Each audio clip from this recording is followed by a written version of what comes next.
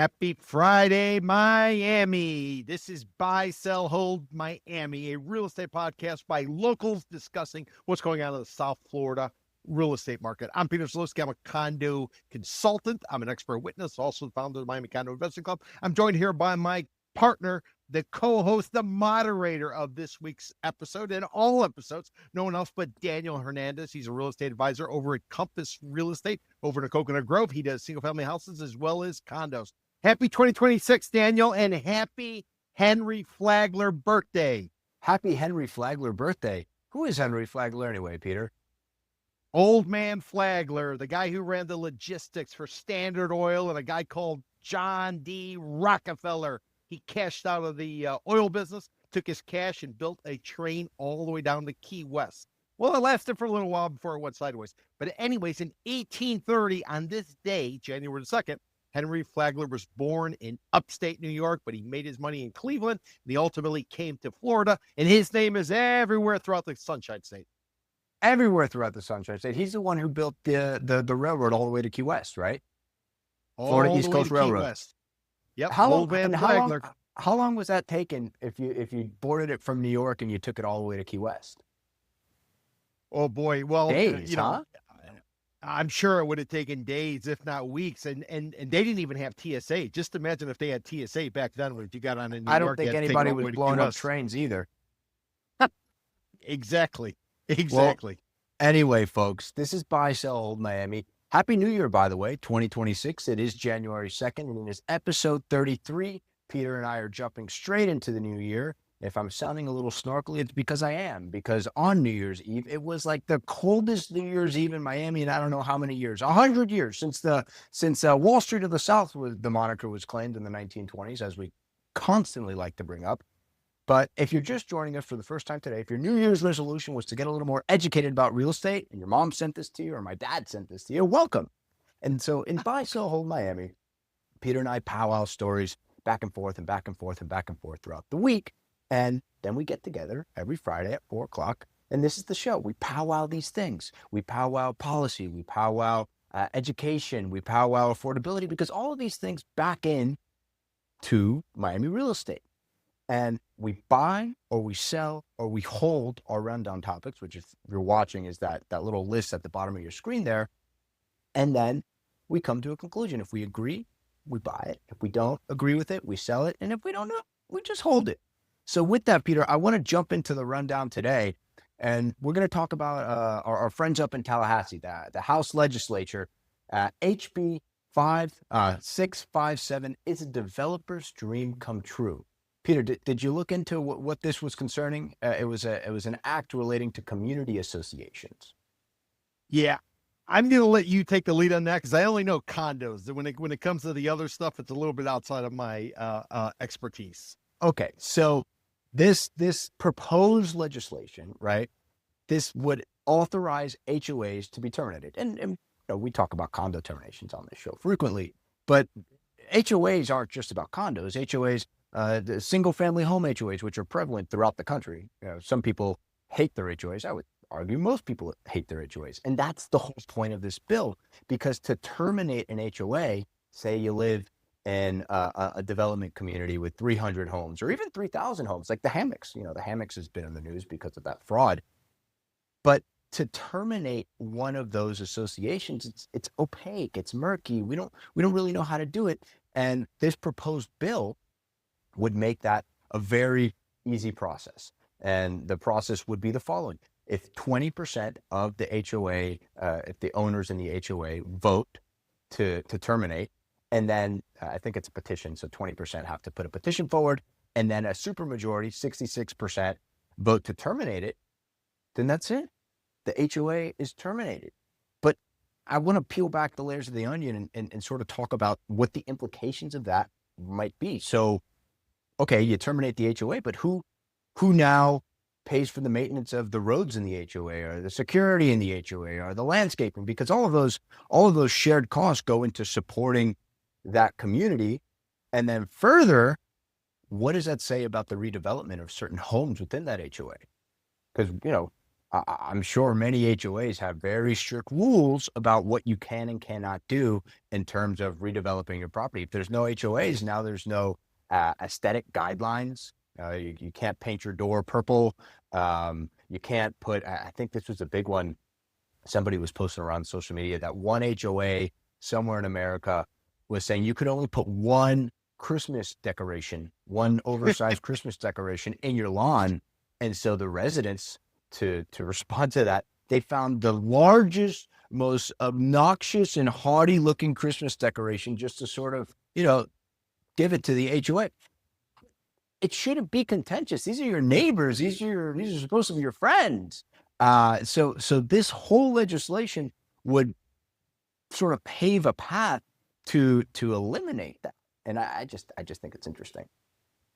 It kind of reminds me, looking at it from afar, it reminds me of the cable package. We all had cable television. Well, if you remember, we all started off with TV.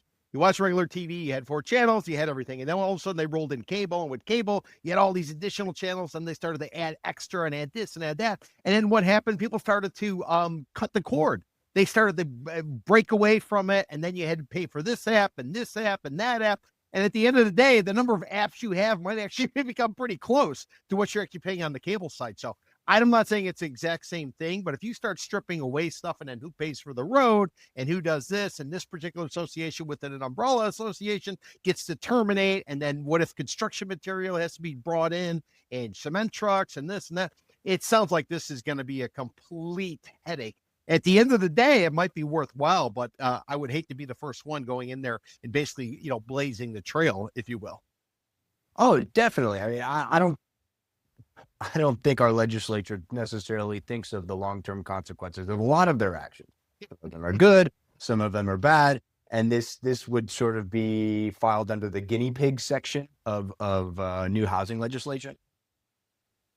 One of the things that I've been told is the reason we have these homeowners associations, these organizations, these entities, is when developers were putting up stuff, the local municipalities basically didn't want to cover the roads. They don't want to cover the infrastructure. And as a result, the only way to get around it was to create some of these HOAs. And because of that, it was all kind of put in places all put behind a wall. I'm somebody who doesn't like living in a gated community. I'm somebody who hates visiting a gated community. You have to go through the security. It takes forever. Everybody knows this. Everybody knows that. Everybody's entitled. Complete headache. So if you ask me, generally speaking, philosophically, wipe away all the HOAs. I liked it better when you just had block after block after block, and you had neighborhoods rather than these gated communities, these fortress that when you get down to what I call Kendallandia, you can't tell the difference between one and the other. It could be Jacaranda number 1, Jacaranda number 2, Jacaranda number 12. It's all kind of the same. Let's get back to some sort of uniqueness rather than these cookie cutter communities. And if that means getting rid of HOAs, sign me up. Well, something else to think about. We always talk about the shift of power from the municipalities to Tallahassee. Now, these HOAs, the maintenance for the roads, the light posts, all that stuff, all of that is absorbed by the HOA dues, the HOA fees, and that's on top of your taxes. So what happens if Jacaranda 1, 2, there's just to name a few of them, but there's a bazillion of them. What if all of a sudden, poof, HOA gets dissolved, and now taxpayers that don't live in that community now have to support that community? That's what this sounds like. Well, it sounds like Brexit, just to be honest, with you. The United Kingdom was part of the EU, and then all of a sudden they had a vote, very close vote. Next thing you know, they got to extract themselves from it. That starts to get very complicated. And then you got to cut separate agreements for this and that. And then do you need easements? Do you need an easement if you were to break up a homeowners association where one group maybe was partitioned out, but there's a common road? You need an easement then to get in there. This is going to get so confusing. You know who's going to make the money on it? The professional service people. Because there's going to be lawsuits, because there's going to be paperwork that's required, because there's going to be lobbying. Hey, let me throw out a different idea. Why don't we take these HOAs, many of which are in unincorporated, Miami-Dade County is what I'm thinking of. Why don't we have them create cities or villages and let them kind of manage themselves? And they already have the walls up. I mean, who's to say? Daniel, what do we have in Miami-Dade County? 34 municipalities? 34 municipalities. Make it like 340. Give every HOA their own ability to create a municipality, and then go out and hire police, hire firefighters, hire this, hire that. And at the end of the day, you're going to get back to the unbundling of the cable package where you get the individual apps. And then at the end of the day, it's probably going to be a push, to be honest with you. But the decision is, but the question is who makes the decision on what to do and what not to do. And I think that's really what it's all about. It's about the power structure. Well, the bill that's being proposed would put it to the courts. So if there's any problems, it would go to a court that would, well, make a ruling. And so would that put an additional strain on the municipal courts here? I think yes. And remember, a lot of our judges are elected. So just imagine how this thing can blow up in the state of Florida where, not everything is necessarily as it appears to be. But is it a better option than the current state, which you have these HOA boards? A lot of them are perfectly fine, but a lot of them are corrupt. They largely aren't salaried employees. So you're just a pensioner, 70-year-old dude with nothing to do, and you got to power, like you want that ego, you got to power grab. And now you can manage your little fiefdom of Jacaranda number one. I'm just saying Jacaranda number one because it's the first thing that keeps on coming to my head. But removing that power from that person, that might be sort of a difficult thing to do. I don't know how they would remove it. I don't know. More importantly, I don't know how they would enforce it. For instance, let me just give you an example from the world I know, which is the condo world. A lot of people will go and they'll file a complaint with the state of Florida, and they'll complain to the Division of Condominiums, Mobile Homes, and Timeshares. And what they'll find is after a year or so, they still haven't gotten a response. The government's not actually doing anything. So it falls upon them to be able to do everything. So even if we break this up, even if you go through the court system, it's probably still going to be delayed behind layers of bureaucracy in the process. It might seem like a silver bullet, but at the end of the day, if you don't want to deal with the HOA issue, don't buy in an HOA. Don't buy in a gated community, and chances are you're going to be fine. But that's increasingly difficult to do, more and more difficult to do. It seems like everything's an HOA. I mean, granted, we live in certain municipalities, city of Miami. You live in city of Miami. I live in Coral Gables. I don't think there's any single family home HOAs in Coral Gables. But if you go, inland, you go to Winter Park, you go to all these places inside of Florida and throughout the country, HOAs are rampant because, and again, I'm just going to say the first developer that comes to mind, O&R or Orion Homes even. They build these massive developments and then they form HOAs. Partly because it allows them to bond out a lot of their infrastructure costs that, we've talked about this in shows in the past. Residents, owners in that HOA wind up having to pay for years and years and years on top of their taxes and on top of their HOA fees. I'm not a believer in HOAs personally. I like the old school way. I like to keep it simple way. I'm sure this is going to be a hell of a shit show going forward as it goes forward. Obviously, this representative, and I think I met him. I think I heard him speak in Doral probably about 4 or 5 months ago, talking about this particular plan. And I will tell you, and if this is the same representative that I think it is, there must have been about 400 people in the crowd, and the number of people queuing up in order to ask him a question, it had to be 10 to 20% of the room. So this is obviously a hot button topic. This is obviously a subject that's really close to everybody's hearts.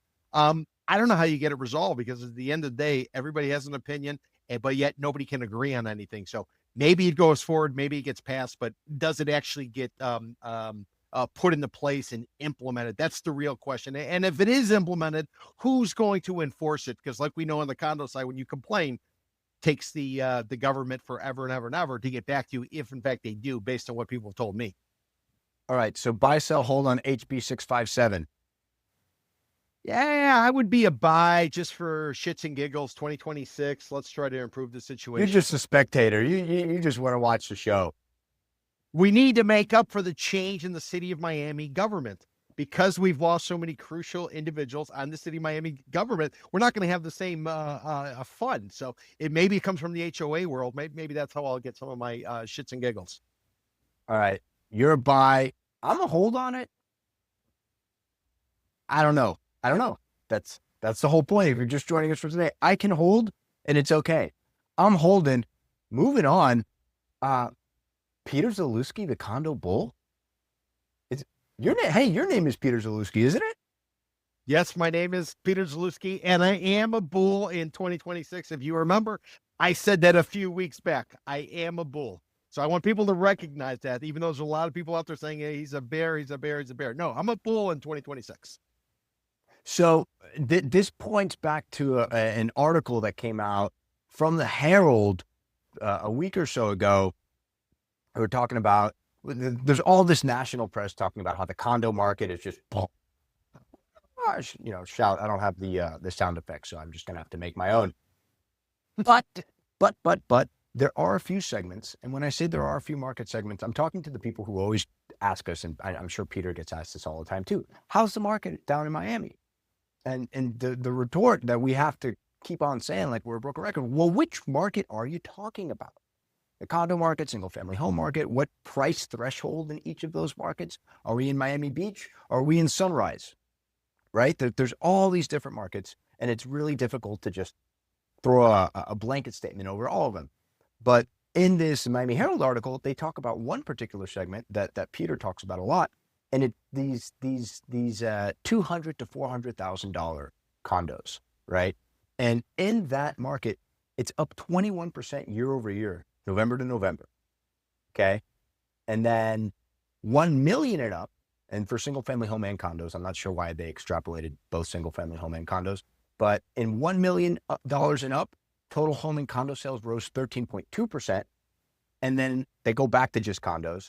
So just condos, 2.5 million and up, jumped over 27% year over year.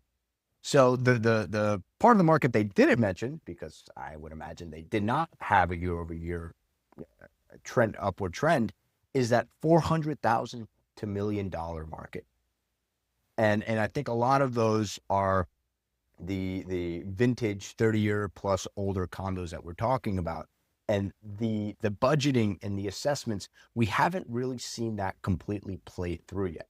I don't think that market's dead forever, but right now there's sort of this financial uncertainty in that sector. What are you seeing, Peter?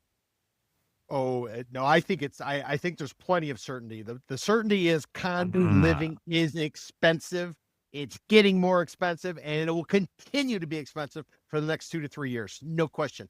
Even though an insurance agent told me that you're probably going to see a 40% pullback in insurance premiums. Why? Because now that the buildings are starting to study and figure out what's wrong, and they're moving forward and starting to work on it, that is bringing rates down, premiums down for insurance, as did the fact that we had a calm hurricane season this recent year. So that's maybe the good news. The bad news is that as of this month, January, now these condo associations have to either start collecting money for reserves, and or they need to take out a loan to pay for the work that was identified during the course of the structural integrity reserve studies, which come every 10 years, or the milestone inspections, which come at year 30. So what that means is everybody's cost is higher, and as a result of that, the people who don't think they can last, they are heading for the exits. Heading for the exits? That sounds awful. But wait, you don't think that now with the new condo transparency laws and everything post-Surfside is sort of like in condo speak, our Miami real estate post 9/11. So post-Surfside, we have all these new condo regulations and these transparency laws. I mean, to even transact in a condo now, we have to deliver meeting minutes. That's how granular we've gotten with the data. I mean, Peter, when you wanted to buy a condo 5 years ago, how hard was it to get budget data and financial data from these HOAs? They've never been forthcoming with that type of information. Supposedly they have to make it available. They have to now, though. It's statutory. Yeah.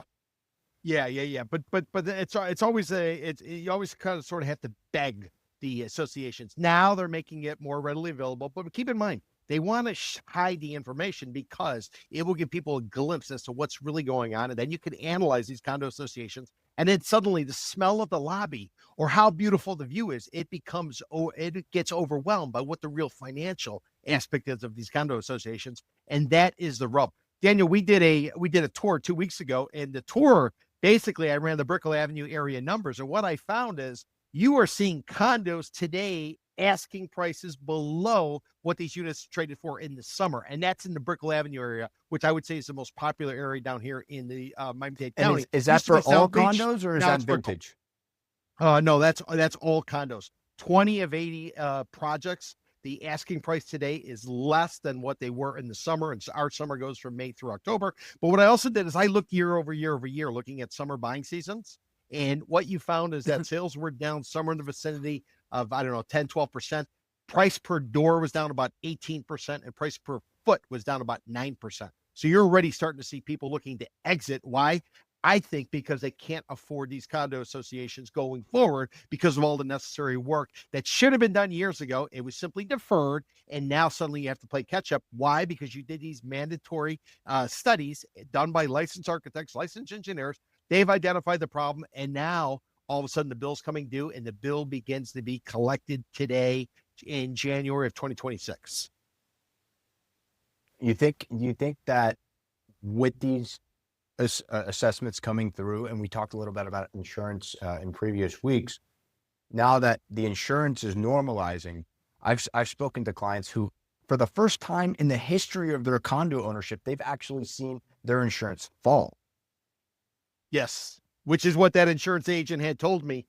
And the reason it's falling is not that the work is done on these buildings, but studies have been done, and associations now are signing contracts to get the work done, and the insurance companies are giving the associations the benefit of doubt that they have a construction or restoration contract signed. So therefore, they're simply providing them with that type of situation. And there's more and more competition of groups coming in here who see how lucrative this can be if you are an insurer and you kind of understand what your marketplace is. So those are some of the factors. But the end of the day, it's cheaper to rent than it is to own a condo, and that is the rub that we have not yet been able to overcome. And that's really what the push is. And if you got called back to Wall Street, if you got called back to Silicon Valley after 2021, where you could come down here and work from home and didn't have to wear a mask, the dynamics are changing.